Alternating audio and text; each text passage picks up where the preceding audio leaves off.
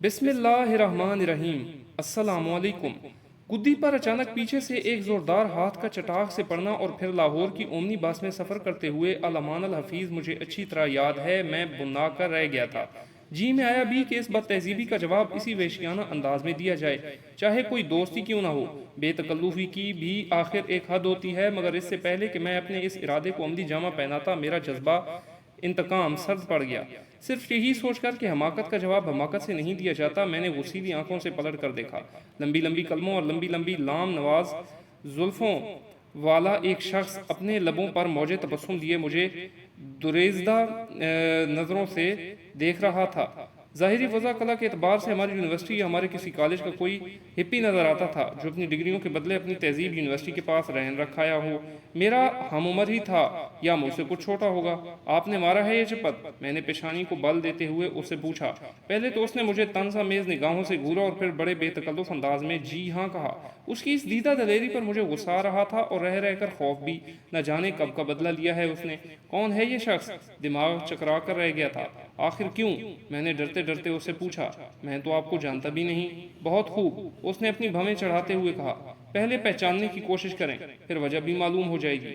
اس نے اس انداز سے یہ بات کہی تھی کہ میرا گمان یقین میں بدل گیا اور میں یہ سوچنے لگا کہ اچھا ہی ہوا جو اپنے تھپڑ کو اس شخص کے رخسار سے رسم آشنائی حاصل کرنے کا موقع نہ دیا، ورنہ آج وہ گھڑنت ہوتی کہ ساری جنٹل مینی ککری ہو کر رہ جاتی اور پھر بس میں سفر کرنے کا نام نہ لیتے۔ صاحب معاف کیجئے، میں نے ذرا سنبھل کر مؤدبانہ لہجے میں کہا۔ میری پہچان میں تو بالکل نہیں آ رہے آپ۔ ہاں بھائی، جب آدمی بڑا ہو جاتا ہے تو چھوٹا کب اس کی پہچان میں آتا ہے؟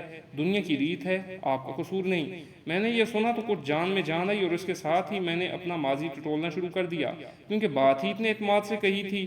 اس نے یہ اسکول سے کالج اور پھر کالج سے دفتر تک کے تمام ادوار پر نظر دوڑائی، بتیرہ ذہن پر زور ڈالا، مگر اسی نتیجے پر پہنچا کہ اسے دھوکا ہو رہا ہے۔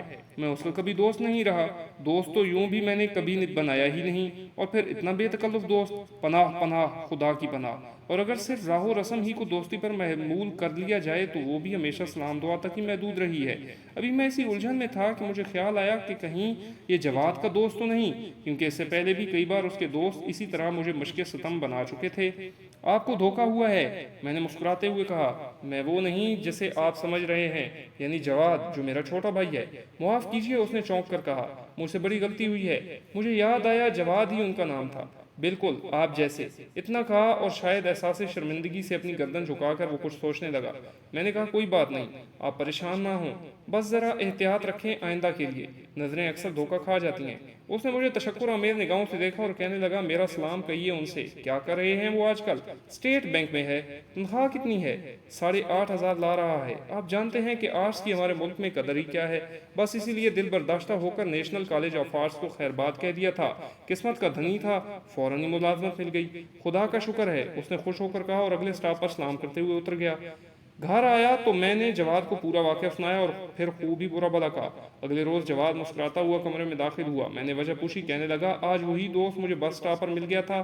بھائی جان، آپ کی طرح پہلے تو میں بھی اسے پہچان نہ سکا، حالانکہ بتھیری کوشش کی اس کو پہچاننے کی۔ کچھ دیر بعد ماضی کی اسی سے ملتی جلتی ایک شکل آنکھوں میں ابھری۔ اس کا نام خالد تھا۔ مجھے یاد آ گیا تھا، بڑا ہی شوخ و چنچل لڑکا ہے میرے اسکول کا۔ کہنے لگا، آؤ کچھ باتیں کریں، بڑے دنوں بعد ملے ہیں آپ۔ گارڈنیا ہوٹل میں لے گیا اور بڑی پرتکلف چائے مجھے پلائی۔ میں نے بل ادا کرنا چاہا کیونکہ تنخواہ لے کر ہی تو دفتر سے چلا تھا۔ وہ برا مان گیا اور مجھے بل ادا نہ کرنے دیا۔ دروازے سے باہر نکلے تو وہ مجھے لپٹ گیا اور حسرت آمیز لہجے میں بولا، اب کب ملیں گے آپ؟ میں نے ممنون ہو کر کہا، اب آپ ہی میرے بینک تشریف لائیں۔ اس نے کہا، بہتر، مگر بھائی جان سے ضرور میری طرف سے معذرت کر لیں، میں نے دکھ پہنچایا ہے انہیں، جانے کیا سوچا ہوگا انہوں نے میرے بارے میں۔ جواد مجھے یہ روداد سنا کر اپنے کمرے کی طرف چلا گیا، کیونکہ اس نے اپنے کپڑے بھی ابھی تبدیل نہیں کیے تھے۔ واپس آیا تو اس کے چہرے کا رنگ اڑا ہوا تھا۔ کہنے لگا، بھائی جان میری جیب کٹ گئی ہے۔ میں نے دوڑ کر اپنی جیب دیکھی تو وہ بھی بٹوے سے محروم تھی اور افسردہ و غمگین جواد دیوار سے لگا کہہ رہا تھا، بھائی جان ہماری نظروں نے دھوکا کھایا ہے، وہ میرا دوست خالد نہیں تھا۔